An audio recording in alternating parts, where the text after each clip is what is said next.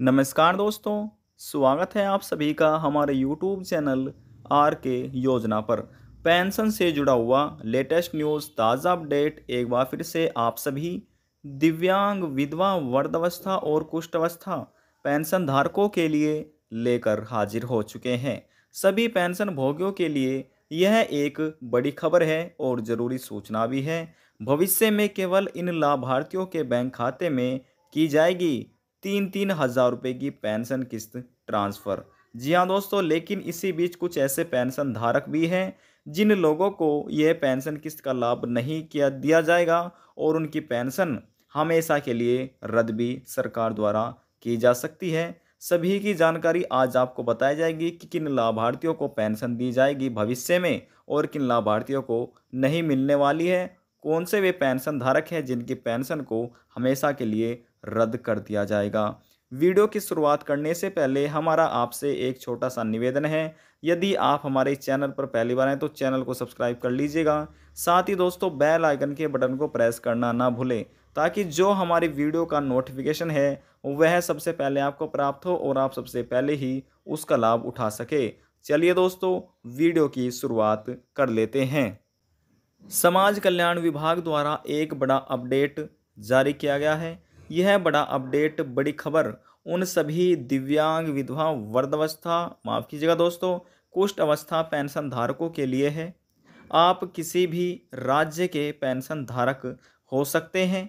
हरियाणा, पंजाब, गुजरात, महाराष्ट्र, कर्नाटका, उत्तर प्रदेश, उत्तराखंड, हिमाचल प्रदेश आदि सभी राज्यों में पेंशन बढ़ाकर अलग अलग पेंशन राशि सभी पेंशन धारकों के बैंक खाते में ट्रांसफ़र की जा रही है। अलग अलग राज्य में अलग अलग पेंशन राशि दी जा रही है। किसी राज्य में 1,700 रुपये, अन्य राज्य में 2,500 रुपये, किसी और अन्य राज्य में 2,800 रुपये, 1,800 रुपये और किसी राज्य में 1,500 रुपये और 3,000 रुपये तक पेंशन किस्त दी जा रही है। पेंशन राशि राज्य सरकार व प्रधानमंत्री नरेंद्र मोदी की केंद्र सरकार के अंतर्गत बैंक खातों में ट्रांसफ़र की जा रही है। यानी कि दोस्तों, जो आपको पेंशन दी जाती है वह राज्य सरकार प्लस प्रधानमंत्री नरेंद्र मोदी की जो केंद्र सरकार होती है वह पूरे भारत के जितने भी पेंशन धारक हैं उनको ये पेंशन राशि दी जा रही है। आज की यह बड़ी खबर उन सभी पेंशन धारकों के लिए है जिनकी पेंशन किसी न किसी कारण रुकी हुई है। बैंक खाते में कोई भी पेंशन किस्त नहीं पहुंच पा रही है। ऐसे सभी पेंशन धारकों को कुछ महत्वपूर्ण कार्य करने होंगे, तभी वे अपनी पेंशन किस्त अपने बैंक खाते में प्राप्त कर सकते हैं। आपकी पेंशन से ये महत्वपूर्ण कार्य जुड़े हुए हैं। आपको यह भी बताया जाएगा कि किन लाभार्थियों को पेंशन दी जाएगी और किन को नहीं। जिसकी पेंशन रुकी हुई है किसी न किसी कारण, दिव्यांग, विधवा, वृद्धावस्था, उन्हें यह महत्वपूर्ण कार्य करने होंगे तभी अपने बैंक खाते में पेंशन किस्त को प्राप्त कर सकते हैं। बात करते हैं दोस्तों पहले कार्य के बारे में। पहला कार्य उन सभी पेंशन धारकों को करना है जिसकी पेंशन का KYC रुका हुआ है, पेंडिंग है, उन्हें अभी तक पेंशन का लाभ नहीं दिया गया है तो उन्हें ये कार्य पूरा करना है। पेंशन का KYC जिनका अभी तक पूरा नहीं हुआ है।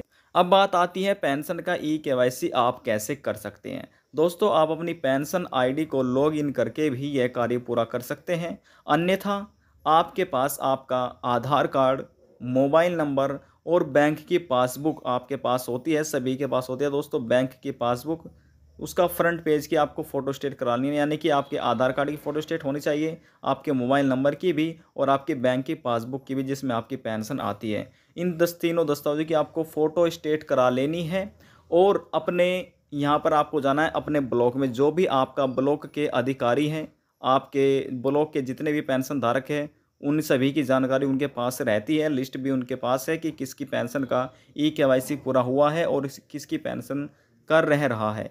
तो दोस्तों, यदि आपको लगता है आपकी पेंशन का पूरा नहीं हुआ है तो आप यह दस्तावेज लेकर तुरंत जाकर जमा करा दीजिए। ऐसा होने पर यदि आपका नाम पेंशन पोर्टल पर नहीं है तो आपका नाम पेंशन पोर्टल पर भी आ जाएगा जो राज्य सरकार द्वारा चलाया जा रहा है। और दोस्तों, यदि आपका KYC नहीं हो रहा है, आपके नाम में स्पेलिंग से मात्रा में कोई भी गलतियां है तो वह अधिकारियों द्वारा सुधार कर ली जाएगी और आपका नाम पेंशन पोर्टल पर भी डाल दिया जाएगा। उसके बाद फिर जो आपकी पेंशन है वह आना प्रारंभ हो जाएगी और आपके जो ई केवाईसी है वह भी आपका पूरा हो जाएगा। आगे बढ़ते हैं, बात करते हैं दूसरे कार्य के बारे में, बैंक खाते का सत्यापन।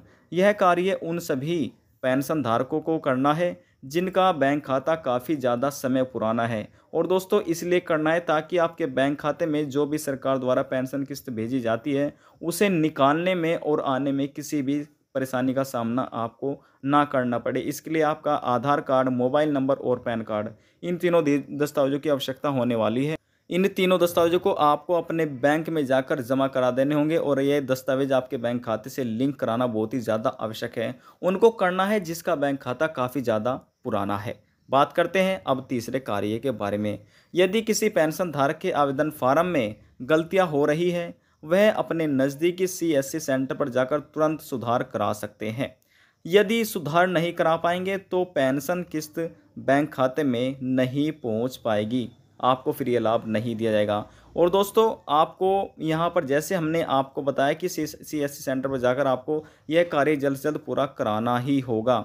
यदि पेंशन धारक यह सभी कार्य समय रहते हुए पूरा करा लेते हैं तो उनकी पेंशन किस्त बैंक खाते में आना प्रारंभ हो जाएगी, रुकी हुई भी मिलना शुरू हो सकती है और फिर भविष्य में किसी भी पेंशन से जुड़े हुए आपको परेशानी का सामना नहीं करना होगा। अब बात करते हैं चौथे कार्य के बारे में। यह कार्य उन पेंशन धारकों को करना है जिन्हें लगता है हमारे आवेदन फार्म में कोई गलतियां हो रही है। ऐसे पेंशन धारक को अपनी पेंशन ID को लॉग इन करना होगा। उसके लिए आपका जो दस्तावेज है, पहला मोबाइल नंबर है, पेंशन रजिस्ट्रेशन संख्या है और बैंक खाता संख्या है, बैंक खाता नंबर है। इन तीनों दस्तावेजों से आप अपनी ID को लॉगिन कर सकते हैं, इनकी ही आपको आवश्यकता होगी। इन डॉक्यूमेंट से आप अपनी पेंशन ID को लॉगिन कर सकते हैं, लेकिन उसके लिए आपको अपने राज्य सरकार द्वारा चला गया पेंशन पोर्टल पर जाना होगा, विजिट करना होगा और आप ये कार्य वहाँ से कर सकते हैं। दोस्तों जैसे ही आप अपनी पेंशन ID को लॉगिन करते हैं, लॉगिन होने के बाद सबसे पहले आपको चेक करना है क्या आपका ई केवाईसी उसमें पेंडिंग तो नहीं दिखा रहा है। दोस्तों वहाँ पर आपको लिखा मिलेगा आधार ऑथराइजेशन इज़ पेंडिंग। तो दोस्तों जिसका ये पेंडिंग है उन्हें पेंशन का ई केवाईसी तुरंत जल्द से जल्द पूरा करा लेना होगा। उसके बाद फिर आपको अपने नाम में, स्पेलिंग्स में, मात्राओं में कोई भी गलती नहीं आपकी होनी चाहिए और जो आपका बैंक विवरण है वह उसमें आपका अकाउंट नंबर, आपका IFSC कोड, ये सभी चीज़ें सही होनी चाहिए। दोस्तों बैंक विवरण एक ऐसा कॉलम है उसमें आप CSC सेंटर पर जाकर सुधार नहीं करा सकते हैं। उसके लिए आपको अपने जिला समाज कल्याण में जाकर अधिकारियों से संपर्क करना होगा, तभी आप सुधार करा सकते हैं। अब आगे बढ़ते हैं। यदि जांच के दौरान देखने पर कोई भी गलतियां पाई जाती है आपके नाम में, स्पेलिंग्स में, मात्राओं में, तो दोस्तों आपको पेंशन का लाभ नहीं दिया जाएगा। आपको जल्द से जल्द अपना ई केवाईसी पूरा कराना होगा और जो गलतियां हो रही है वह भी सुधार करा लेनी होगी। आपको जल्द से जल्द ये सभी चीज़ों को ठीक कराना होगा। पेंशन का ई केवाईसी भी आपको पूरा कराना होगा। इन बात करते हैं अब इन पेंशन धारकों को नहीं दी जाएगी पेंशन। कौन से वे पेंशन धारक हैं जिन्हें पेंशन का लाभ नहीं दिया जाएगा? दोस्तों पेंशन का केवाईसी किसी भी एप्लीकेशन फॉर्म में गलतियां वह समय रहते हुए सुधार नहीं करा पाएगा तो पेंशन लेने के हकदार, यानी कि यदि कोई अपनी पेंशन का केवाईसी पूरा नहीं कराता है और कि यदि किसी जांच के दौरान पेंशन एप्लीकेशन फॉर्म में गलतियां पाई जाती है और समय रहते हुए सुधार नहीं करा पाएगा, उनको पेंशन का लाभ नहीं दिया जाएगा। इसके साथ ही जो पेंशन लेने के हकदार नहीं है यानी कि अपात्र है, उनको भी पेंशन नहीं दी जाएगी और उनकी पेंशन को रद्द कर दिया जाएगा। दोस्तों यदि आप एक पेंशन धारक हैं और आप पात्र हैं, आपने अपनी पेंशन का ई केवाईसी अब तक नहीं कराया है, जो अपनी गलतियां वह भी नहीं सुधार कराई है, दोस्तों इसकी एक लिमिट होती है, एक समय होता है। यदि आप सुधार नहीं करा पाएंगे तो आपकी पेंशन भी सरकार द्वारा रद्द कर दी जा सकती है। लेकिन दोस्तों 101% उनकी पेंशन यहाँ पर रद्द हो जाएगी जो कि अपात्र हैं। यदि आप अपनी पेंशन बचाना चाहते हैं तो आपको यह कार्य पेंशन का ई केवाईसी, अपनी गलतियों का सुधार जल्द से जल्द पूरा करा लेना होगा। कैसे हमने आपको बताया, फिर से आपको बताते हैं। अपना आधार कार्ड, मोबाइल नंबर और अपने बैंक की पासबुक ले जाकर जल्द से जल्द अपने ब्लॉक में जाकर आपको जमा कर देने होंगे और अपने जिला समाज कल्याण में भी आपको ये सभी दस्तावेज तुरंत जमा कर देने, इससे आपका ई केवाईसी पूरा हो जाएगा। यदि आप उत्तर प्रदेश राज्य के अधीन आते हैं तो आपको यह कार्य जल्द से जल्द पूरे कर लेने होंगे, तभी आपकी पेंशन का लाभ आपको दिया जा सकता है। क्योंकि पेंशन का ई केवाईसी कराना सभी पेंशन लाभार्थियों के लिए सरकार द्वारा अनिवार्य किया गया है। जब तक नहीं करा पाएंगे आपको लाभ नहीं दिया जाएगा। यदि आप किसी और अन्य राज्य के पेंशन धारक हैं, हरियाणा, पंजाब, गुजरात, महाराष्ट्र, कर्नाटका, और यदि आपकी पेंशन भी रुकी हुई है, आपकी पेंशन का लाभ अभी तक आपको नहीं मिला है, आपकी पेंशन 1,700 रुपये, 2,500 रुपये या 3,500 रुपये किस्त है, आपको लाभ नहीं मिला है, तो आप हमें नीचे कमेंट करके पूछ सकते हैं, बता सकते हैं। फिर हम आपको बताएंगे कि किन कारणों की वजह से जो आपकी पेंशन है वह रुकी हुई है और कब तक आपके राज्य सरकार द्वारा आपके बैंक खाते में पेंशन किस्त को ट्रांसफ़र किया जा सकता है। यदि जानकारी को लेकर आपके मन में कोई सवाल है, कोई डाउट है, पूछना चाहते हैं, नीचे कमेंट बॉक्स में जाकर पूछ सकते हैं, सभी सवालों का जवाब आपको दे दिया जाएगा। और यदि आपको हमारी दी हुई जानकारी पसंद आई तो वीडियो को जरूर लाइक कर दीजिएगा। लास्ट में निवेदन यही करेंगे, चैनल को सब्सक्राइब और साथ ही बेल आइकन के बटन को प्रेस करना ना भूलें। अब हम आपसे मिलते हैं नेक्स्ट वीडियो में एक और नई जानकारी के साथ। जब तक के लिए जय हिंद, जय भारत।